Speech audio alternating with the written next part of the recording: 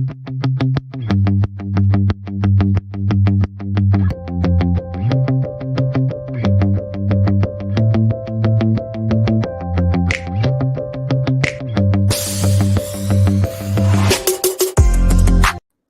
everybody. Welcome back once again. Eric Nentrup with Keep Indiana Learning, continuing our partner showcase for next week's event. We're super excited about this. And today we get to hear yet again from BloomBoard. I'm excited about this because my buddy Jason does not remember this. There's no possible way, but he made a huge impression on me as I transitioned into education upwards of a decade ago when I heard him present at a conference.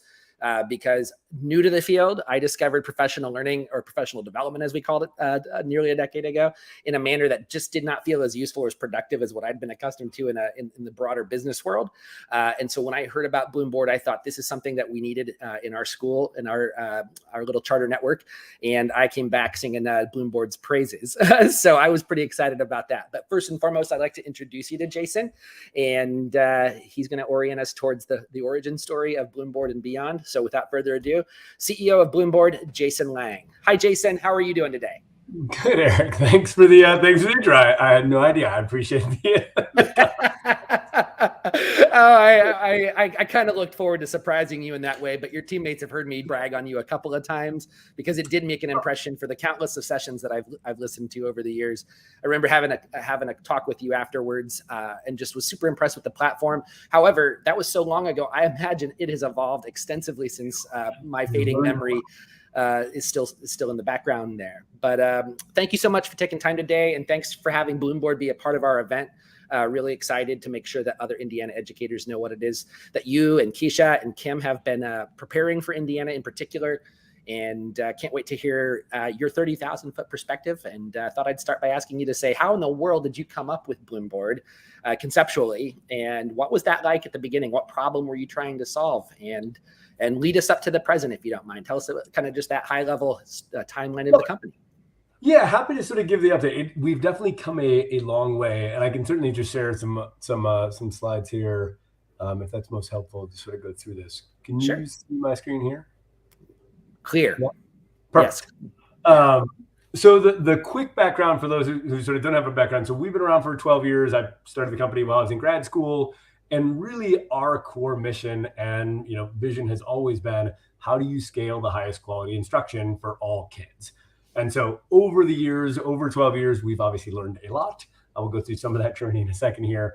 But at the end of the day, we spend a lot of time working with states and working with licensure departments and working with districts to really try to figure out how do we help support, and now how do we help support the entire teacher pathway from parapros all the way to school leaders. And we've been really fortunate over the years to have Gates and Dell and the Emerson Collective, sort of the Jobs Family Office, all sort of as investors, as sort of luminaries helping us in this journey. And what we've really started to realize is that right now the pipelines for teaching is not great. And so we're trying to build better, more sort of job embedded systems to really help districts actually recruit teachers, retain teachers, and advance teachers throughout their careers, and do that in a much more sort of teacher love centric way, because we know that that's where, the quality of teaching is the number one driver that we have to actually influence outcomes for kids. And so to get to your question specifically, our journey has been a fascinating one in the very early days. So if you go back 12 years, many of y'all may remember Race to the Top, right? And all of the teacher observation sort of movement.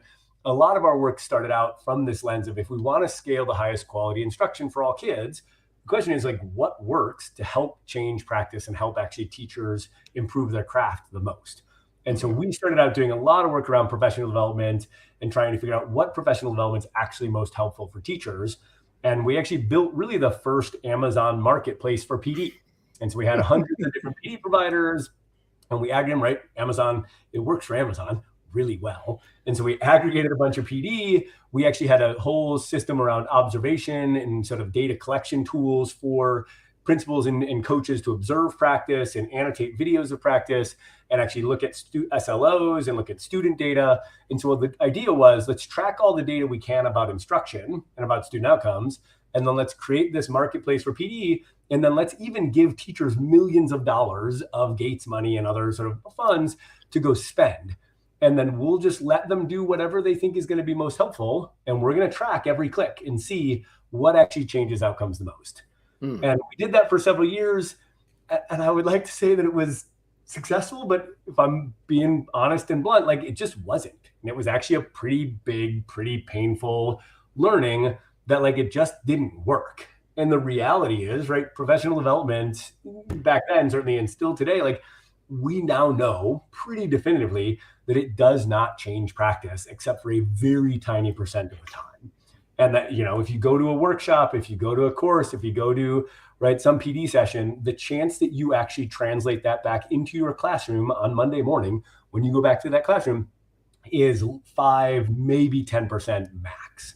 Wow. And so as a field, we spend a lot of time on stuff that's just not relevant to our actual kids. And that learning, as painful as it was really the genesis for this idea of micro-credentialing. And the concept was, what would it look like if, rather than focusing on sort of time and rather than focusing on sort of the PD in the traditional sense, what if we could actually just define the set of outcomes that we want teachers to see, that we want to see in a teacher's classroom? And so if I take my, coaching hat on, I said, okay, if I'm a coach and I'm walking into a teacher's classroom and I'm sitting in the back of the class, what would I want to see in terms of the lesson plan that teacher's teaching that in that sort of individual class? What would I want to see in the actual instruction? And so if I can't be in their classroom, can I have them videotape their actual instruction or the small group lesson that they're giving linked to that lesson plan? And then can I actually see the output of the student work that the students are generating coming from that lesson? And if there's other, data on teacher-student relationship survey, whatever other data that's relevant for that specific lesson, let me get all of that data, all of that sort of those artifacts into a portfolio. And then I'll use that portfolio to actually define, well, what does effective practice look like? And so the micro-credential movement really started out as this idea of let's define practice in real artifacts from real classroom instruction. And then let's actually define a rubric that says, here's what effective practice looks like for this set of skills. And then what we realized early on was we could define those and we could define those portfolios, but then we actually needed to build basically a learning management system around that. Turns out, most LMSs are still very course-based or sort of quiz or sort of assessment-based, and that they're just not built for portfolios and they're not built for one-on-one coaching around those portfolios. And so we started to build that whole portfolio-centric, coaching-centric LMS. And over the past several years, we've obviously been refining and really iterating on that. We're on the 6th version of our micro-credential design at this point, which I think our team is going to kill me. But we're making progress, and we've done a bunch. And the feedback we hear from educators is really has been twofold. The first sort of biggest piece of feedback we hear is, oh my God, this is amazing and really powerful. Because frankly, no one's ever actually taken the time to give me really targeted feedback on my craft in my classroom. And when I watch myself on video, turns out I see a lot of things that I did not notice when I actually gave the lesson. And it's the reason why, video in every other performance-based profession, most every other performance-based profession is used ubiquitously, right? I played mediocre college football. And even at mediocre college football, right, I watched every practice I've ever played in, every game I've ever played in, every game every competitor I've ever played against ever played in. And I would watch it every day because you see a ton on video that you just could never actually see and internalize without that sort of extra, third-party source. And so the idea that we could use video and the idea that we sort of started to build a learning experience around it was really powerful. And so teachers were like, holy cow, this is amazing. I see exactly why that lesson didn't land, or I see exactly how this interaction went well or went sideways. And it's really, really powerful. And I sort of get that. And then the second big piece of feedback was, but why would I ever do this? Because videotaping yourself and watching yourself on video feels really vulnerable. It and does. That's a little bit scary. Right. And, so that was when we realized just trying to do micro-credentials as PD was just not going to be enough. And we were not going to get people over that hump.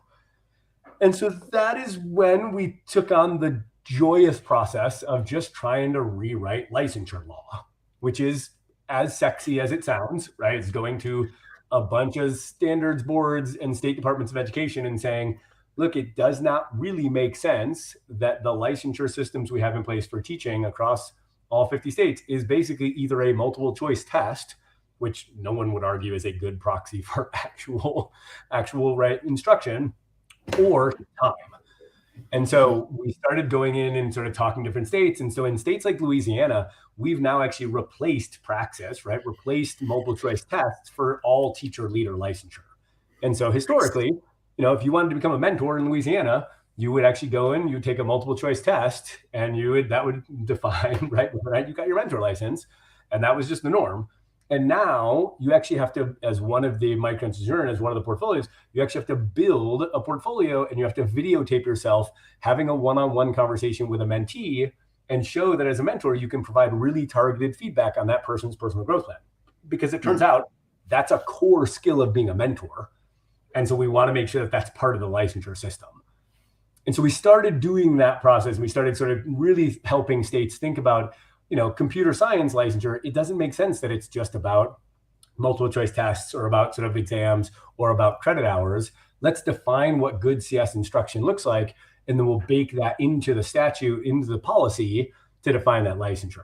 And we made a bunch of progress, and there's now a bunch of bills across the country that have portfolio-based sort of licensure, micro-credential-based licensure built into them. But ultimately, we knew that that was going to be a means to an end. And that the thing that really mattered, the actual currency in teaching is really degrees. And so we were sort of building all of this case around licensure, knowing that at some point we would get enough credibility and enough validation of this learning management sort of portfolio-centric learning experience that we could then go to higher ed and say, okay, look, like this is a really viable way to help support, right, teacher development. Let us actually help power your degrees. And so just last year, for the first time, we actually launched our first actual master's degrees in education, in curriculum and instruction, where the entire master's degree is done on the job in your classroom. That's great. It's amazing. So like my master's in ed, right? Stanford is a wonderful school, right? But my master's in ed was pretty theory-based and pretty old school. And my favorite example is I had a professor who I don't even remember the name of the course anymore, but he would play these videos from the Annenberg Library from the 80s, and he would pause the video periodically and say, all right, which student is in their zone of proximal development? And we would all basically pull our hair out and argue this is the most pointless conversation ever. This is not going to make us better teachers in any way. And it was just a theoretical exercise in some research paper that he had written, I'm sure, at that point. And it just wasn't going to actually be useful. And so now, but I got 3 credits for that course because that's the way it works. And now instead, we have teachers going through 3 credit courses where the entirety of that 3 credit courses is them building 9 to 15 actual artifacts, lesson plans and videos of their actual instruction with their kids, and getting one-on-one feedback and coaching with a coach and an expert in each of those areas. And that gets conferred as a 3 credit course on a transcript. And it just so happens that all of our master's degrees are less than 10 grand, which I unfortunately paid a lot more for my master's in ed. Yeah, right. And so that's really sort of the paradigm shift we're seeing, is this idea of it does not make sense that courses, right, in the historical context have been in a space and in a separate place and disconnected from your classroom. And it doesn't make sense they've been so expensive. We can actually drive that accredited course experience into the classroom and make it super applicable to the work that you're doing on a day-to-day basis. And as we launched that with master's degrees, then things got a little bit even crazier, where now just in the last couple of years, what we've actually seen is, or the last sort of 12 months, what we've seen is people come to us and our superintendents have said, look, retaining my teachers is really important, and I need master's degrees and I need sort of ways to do that. But I also don't really have anybody coming into the top of my funnel. And I've got a pipeline problem that I don't really know how to solve. And so are there ways that you can actually help either my high school students get dual credit for actual sort of educator professions pathway work? And so we have a new pilot we're launching across Indiana right now, where we actually have taken the next level program of study for educator professions. We've built 4 different courses around that. And so those high school students can work in a student teaching environment and earn those 12 credits of dual credit while going through and building those portfolios of actual work. That's sort of one option. The other one that people have gotten really excited about is this idea of, well, can we actually figure out how to take the same model of on-the-job degrees and apply it to a paraprofessional who then actually is sort of serving as a paraprofessional to a bachelor's degree. And it's actually going to be a bachelor's degree in education that covers off all the licensure requirements in the state.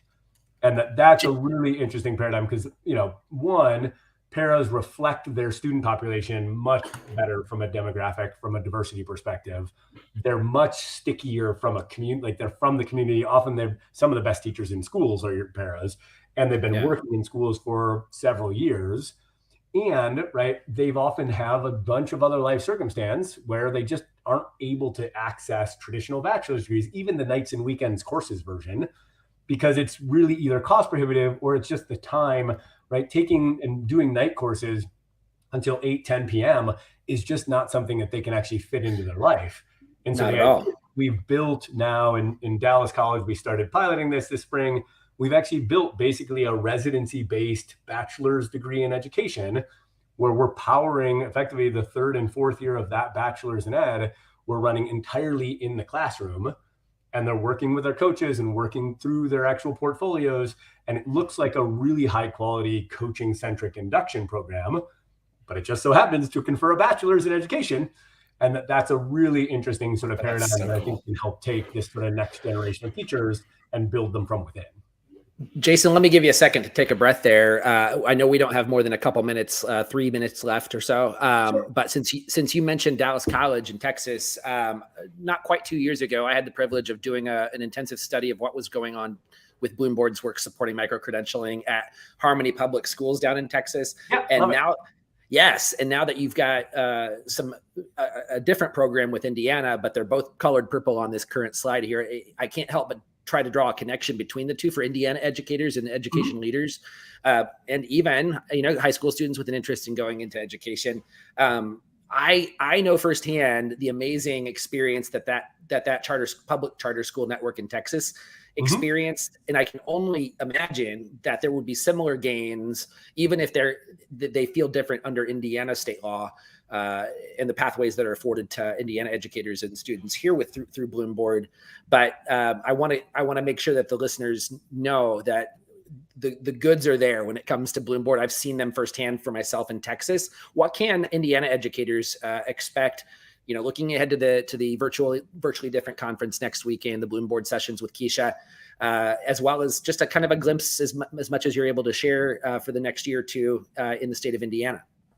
Yeah, so just to cover off on the Harmony example. So Harmony, unfortunately, COVID blew up a bunch of our program evaluation from some of our federal grants, but Harmony does actually have some pretty amazing student data and sort of their observation evaluation data that has actually shown that this portfolio-centric job embedded approach does actually increase not only teacher observation data, but their actual MAP scores in Harmony itself. And so we know it works. We know it's better. Again, I always joke, we're also jumping over straws, so we can't celebrate too much because we're competing against time. But so we're super excited about that data, and we have lots of our own research agenda on trying to make sure that we can really define what great practice looks like, and ultimately define what great practices actually drive outcomes for kids is very, very central sort of everything we do. As far as sort of the coming months, coming years, so I know Keisha will be talking through a bunch of these programs, in particular, sort of the parent to bachelor's work. Obviously, getting through that process, we've got a new special education certification program that we're launching with South Bend and some other folks, where it's really sort of trying to cover off these high need licensure areas and trying to make sure there's on-the-job pathways that are cheaper to get teachers certified in these high need areas. And so we'll cover off a bunch of those different pieces. And then really, as it comes to the months and years ahead, is really going to be about how do we start to bridge this connection into a lot of these other systems. So one of the things I'm super excited about is Ascend Indiana, which has been part of the ed professions work and some of the workforce development work. But we're actually looking at, can we partner with Ascend and figure out, are there ways to get federal Department of Labor apprenticeship grants and sort of teacher apprenticeship programs built around this parent to bachelor's work, so that then we can use workforce development dollars to help fund the teacher pipeline shortage. And those sorts of things will get really interesting because it's about trying to create a cheaper, I mean, again, from a para perspective, imagine you had the ability to not only earn your bachelor's degree from within your classroom, within your school, but it was also a free bachelor's degree, and that the district was paying for it using federal workforce development dollars in the process, right? That's a crazy paradigm. That's amazing. Well, Jason, we are at time. There's another broadcast coming up here right around the corner. Is there any final word of encouragement, anything that you want to say? Because I can't tell you enough that, like, I've been a fan for an awfully long time. I never anticipated that 2022 would eventually come around where we had this conversation, and it would be a high time of need. Yeah, it'd be a high time of need for what BloomBoard is actually doing for the profession. Any final word?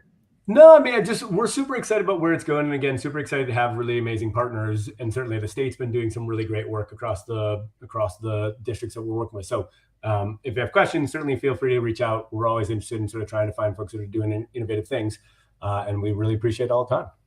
Oh, fantastic. Well, it doesn't take more than a Google search or two with BloomBoard as one of the terms to find the evidence in the field as to what they're doing.